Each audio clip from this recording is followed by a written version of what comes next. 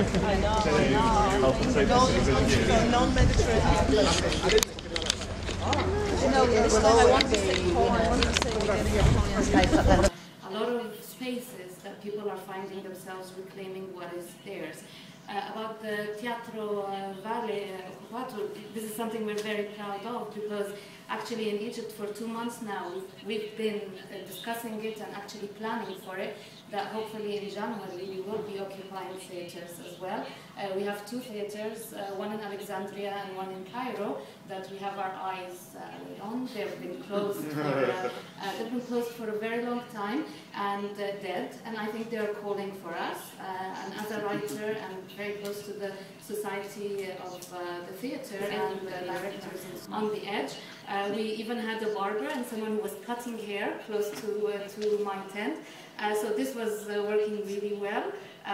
Food was there for everyone to share. We shared everything. We also had our defense lines, okay? So we guarded ourselves from everywhere, and we had ways to alarm and tell each other that threat is coming. We had roles, divided equal roles between men and women in Tahrir Square. We had prayers of Muslims and Christians actually praying in the same November, and that's because of the elections that Muslim Brotherhood really had an eye on. His flag would always be in the front line. There is a big red flag with Mina on it, standing there every day. In Muhammad Mahmoud, which was a 6-day clashes of heroism between the protesters and those wanting to occupy Muhammad Mahmoud and the state police, the flag did not go down.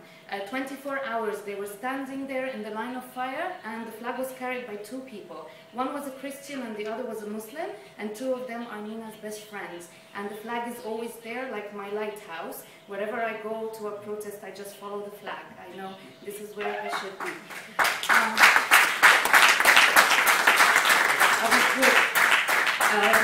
December, we occupied Cabinet.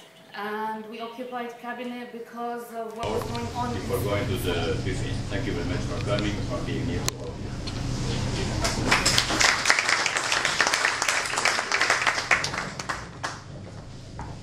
I will be very brief, just to welcome you to Nicosia, to welcome all the participants to this event of Analyte Foundation. Mr. President, Mr. Director, on behalf of the Ministry of Foreign Affairs of Cyprus, we are pleased that this evening is an evening of very short give you a chance to enjoy the dinner and to be together. I just want to thank you, Mr. Ambassador. With this in mind, I wish you a constructive and fruitful series of discussions over the next 3 days at the University of Nicosia and an enjoyable stay in Cyprus. Thank you. It's a pleasure to start this meeting with something which is very important for the foundation, which is the presentation of the new visual identity. As you remember, we decided some a year ago, and in fact it was discussed in the meeting, in the Krakow meeting, that we needed a new visual identity. The one we had didn't correspond anymore to what the foundation was doing, to the kind of people who were working with the foundation, and we launched an international tender for finding the best graphic designer, and this tender was won by Rana Aboutreli, who is today with us here. She's a young graphic designer from Beirut, from Lebanon. And to present the foundation and to present the annual forum, which will be taking place in April in Marseille. We will see now in terms of budgetary availability how we can eventually support this model. And the final point is with respect to the calendar, we will try to anticipate, or the Secretary will try to anticipate the calendar for the next edition, so that members. And we are trying to stabilize somehow the network. And I believe that the reconfirmation mechanism has been a useful tool also to refresh the network. You don't have always to be a member forever. And you see there have been organizations, méthodes ou Peut-être on verra comme ça, tu sais aussi de quoi les coordinateurs des réseaux discutent à l'heure actuelle. Stéphanos. Thank you very much. I'm loud enough? Bonjour et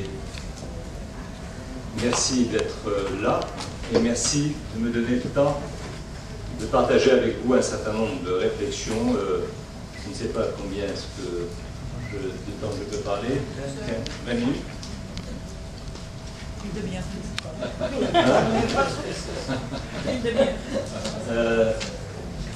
Il y a beaucoup de choses à échanger entre nous et comme je vous l'ai dit hier, je voudrais que mon intervention soit tout sauf celle de la langue de bois. Et comme je vous disais hier que je serais très attentif à vos propos et que j'essaierai de répondre avec honnêteté intellectuelle et avec clarté, ça n'était pas simplement un propos de convenance. C'est à cet exercice que je vais essayer de me livrer avec vous. Et puis je conclurai, si vous le voulez bien, sur la mise en perspective à la fois de la situation politique, de la façon dont je vois l'évolution du réseau et le futur de la Fondation. Donc j'essaierai d'être réaliste, peut-être pas trop pessimiste et peut-être non plus pas optimiste par convenance. Je disais il y a 18 mois, quand tout a commencé au Sud et que la crise n'était pas encore aussi profondément installée qu'elle ne l'est aujourd'hui au Nord, que l'histoire frappait à nos portes au Sud et à nos portes dans le Nord. J'ai la conviction la plus profonde que après-demain sera formidable dans tous nos pays, au Sud en tout cas, parce que cet après-demain sera meilleur que ce que nous connaissions il y a 2 ans. Et je suis sûr que mes petits-enfants vont voir dans cette région du monde un espace réconcilié avec la dignité, avec la liberté, avec la démocratie et avec ce que nous avons largement perdu, c'est cette culture de l'altérité, de la rencontre avec l'autre et de la richesse du métissage. Métissage de nos histoires, métissage de nos spiritualités, métissage de nos mémoires et de nos cultures. Tout ceci nous est pour le moment largement confisqué et dans tous ces espaces, moi je suis lucide et je le dis comme je le ressens et comme je le vis, comme je le pense, nous avons collectivement régressé. Et nous avons trop facilement cédé à l'archaïsme. Non pas que nous tous, nous ayons basculé dans tous les irrédentismes et dans toutes les radicalités, dans tous les extrémismes, dans tous les rejets. Non, je crois que ces régressions-là, dans leurs formes les plus extrêmes, sont l'expression de minorités. Mais en même temps, ne nous cachons pas la vérité, la très grande majorité qui ne le pense pas, elle est quand même spectatrice très largement, elle a laissé faire, et donc nous sommes collectivement, d'une certaine façon, complices de cette régression. Et les événements nous ont donné raison, puisque les événements sont même allés bien au-delà de ce que nous pensions. Et d'ailleurs, par rapport au printemps arabe, moi j'invite à tous ceux d'entre vous qui ne l'ont pas encore fait de lire et relire le rapport que la Fondation a fait avec l'Institut Gallup sur les tendances profondes du paysage à la fois social, spirituel, culturel, idéologique de l'espace euro-méditerranéen. Et ceux qui nous avions, nous, l'illusion, puisque ce rapport était fait pour les États et pour chacun d'entre nous, que la lecture de ce rapport aurait servi de signal, de clignotant, pour dire c'est fini le business as usual, on a passé ce temps, il y a quelque chose qui bouge, il y a quelque chose qui bouge, il y a quelque chose qui arrive. Soyez conscients de cela. Bon, tout ceci n'a pas été bien loin, nos rapports n'ont pas été lus par les chefs d'État, peut-être que quelques ministres les ont lus, on les a commentés dans quelques pays quand on a bien voulu nous recevoir, mais en réalité, nous avons été confrontés à un autisme, c'est-à-dire qu'on a des yeux, donc on est censé lire, on a des oreilles, on est censé entendre, mais on a fait comme si on ne lisait pas et comme on n'en entendait pas, on a continué jusqu'au jour où brusquement la révélation suprême est arrivée et donc le changement et la révolution s'est faite. Nous, à la Fondation Annaline, nous n'allons pas changer. Du point de vue des valeurs qui ont inspiré et qui ont fondé notre démarche.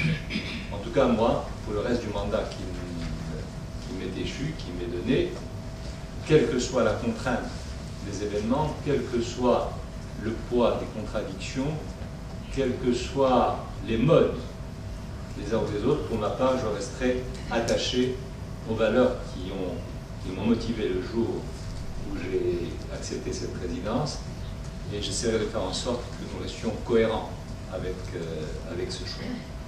Mais la corde est raide et le chemin très, très étroit. Parce que d'un côté, il faut que nous prenions la juste mesure de cette dimension que je qualifiais d'exaltante au départ, du changement qui est devant nous. C'est formidable.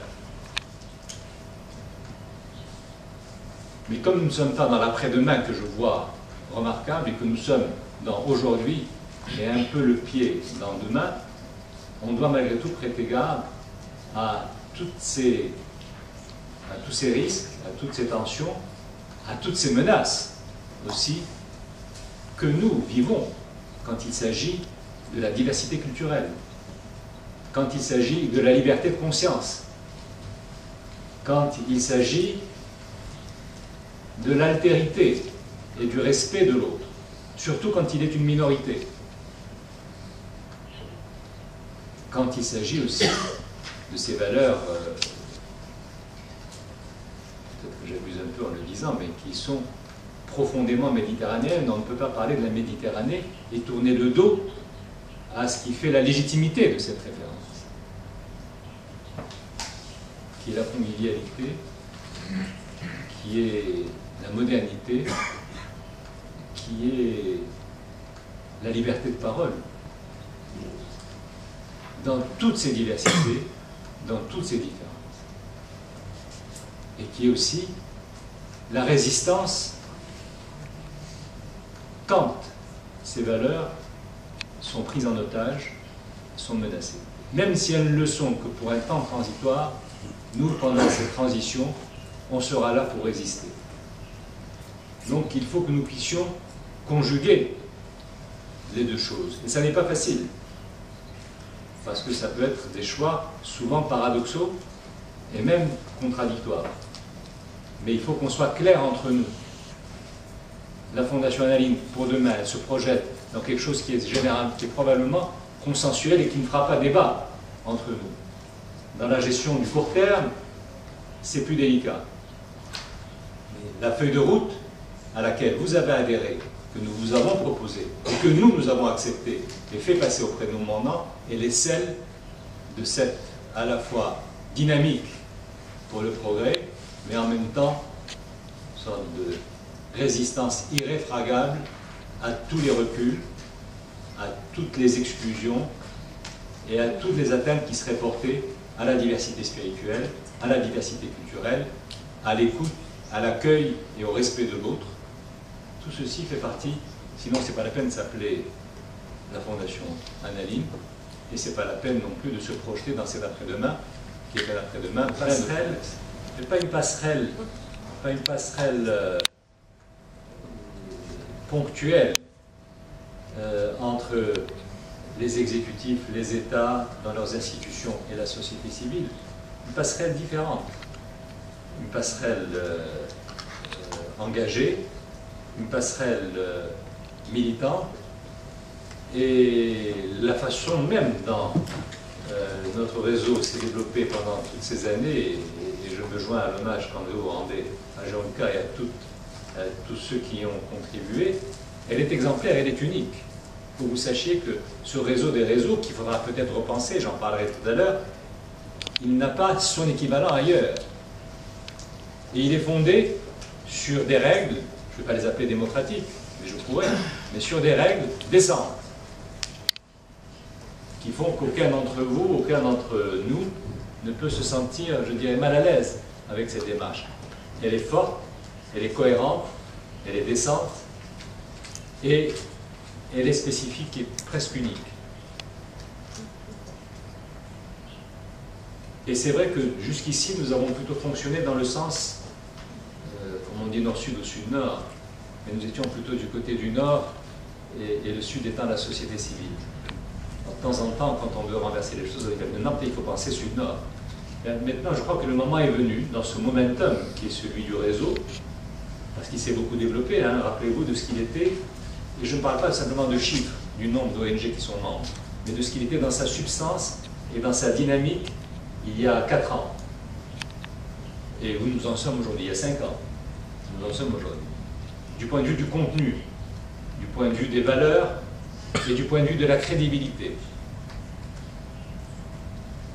Peut-être que le moment est venu aujourd'hui, je crois, j'enlève le peut-être, je crois que le moment, je suis sûr que le moment est venu maintenant de penser dans le sens société civile vers les États et vers les institutions.